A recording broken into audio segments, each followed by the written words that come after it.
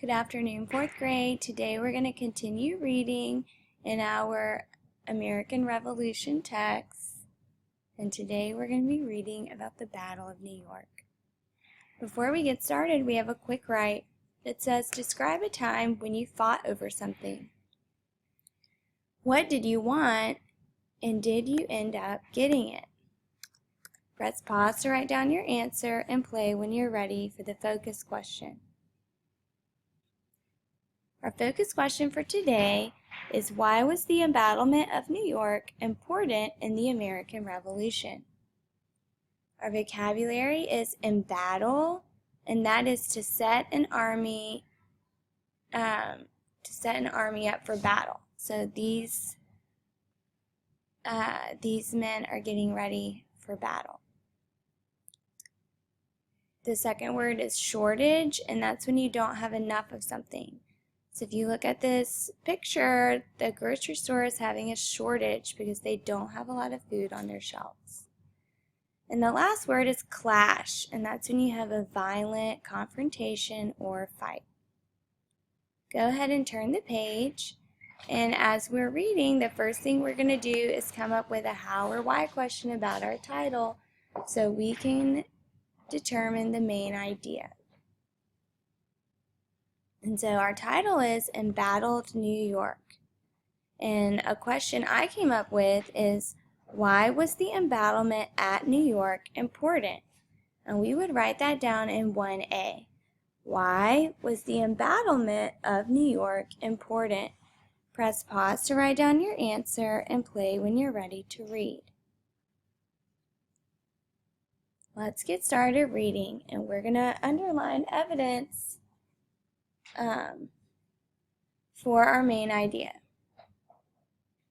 In 1775, Patriot activists were outnumbered by Loyalists in New York City. After losing Boston early in 1776, Sir William Howe captured New York that summer, driving out Washington and the rebel sympathizers. Patriots burned down part of New York, but redcoats held on to the city for the rest of the war. Thousands of Loyalists came, causing overcrowding and food shortages. After peace was made on November 5, 1783, or Evacuation Day, Washington and his few remaining officers rode in to take back the city.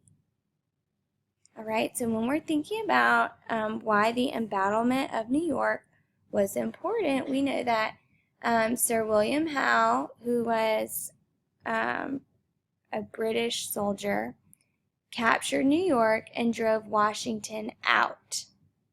And the Patriots tried to take over the city, but they kept losing.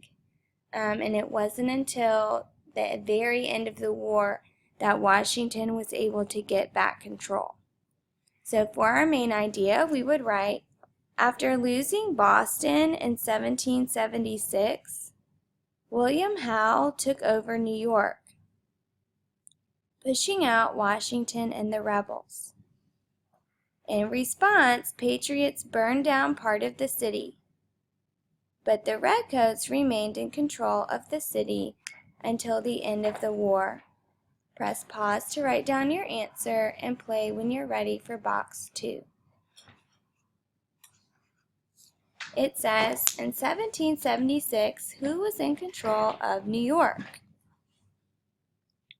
So if we go back into our text and find 1776, it says, after losing Boston early in 1776, Sir William Howe captured New York that summer, driving out Washington and the rebel sympathizers. So if Sir William Howe drove out Washington, we know that they're on opposite sides. So Sir William Howe must be on the side of the British. So in box 2A, we would write, in 1776, Sir William Howe captured New York, which means that Great Britain had control of the city. Press pause to write down your answer and play when you're ready for 2B. It says, why would the British want to be in control of New York? If we go back in our text, it mentions that he had already lost control of Boston, and he probably wanted control of New York so that they wouldn't have, another major city that they weren't control over. If you're trying to win a war, you want to take over the major cities. So in 2B, we would write, the British would want to be in control of New York City because they recently lost control of Boston, and New York is another important city. In addition, many loyalists were in New York. Press pause to write down your answer and play when you're ready for box 3. It says, how did the rebels respond to the British taking over New York? And if we go back in our text to where it says that the British took over New York, it then says, Patriots burned down part of New York, but Redcoats held on to the city for the rest of the war. So the Patriots responded by burning down part of the city. In 3A, we would write, the rebels responded by burning down part of the city. Press pause to write down your answer and play when you're ready for 3B. It says, what resulted from the British takeover? So we're looking for what happened in New York after the British took over. And it says, we're right here in our paragraph, the British have taken over, and it says, thousands of loyalists came, causing overcrowding and food shortages. So in box 3B, we would write, after the British took control of New York, thousands of loyalists came to New York, which caused overcrowding and food shortages. Press pause to write down your answer and play when you're ready for box 4. It says, how long were the British in control of New York? And so our text tells us that the Redcoats held on to the city for the rest of the war. So they took over New York in 1776, and the war ended in 1783. So you could either do some subtraction to figure out how long, or in box 4A you could write, the British remained in control of the city until peace was made in 1783. Press pause to write down your answer and play when you're ready for 4B. Why might George Washington and his officers ride back into the city at the end of the war? And so they rode back in on evacuation day, and that's their way of, it says that they wanted to take back the city.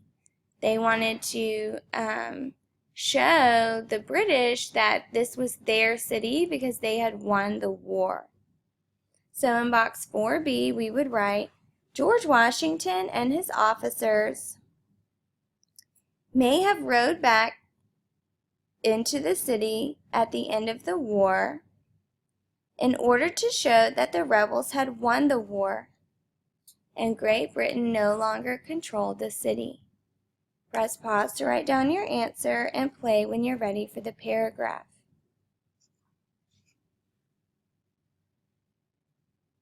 It says, why did the British want to be in control of New York City? And so you can use your main idea from box 1 and information from box 2 to support your answer.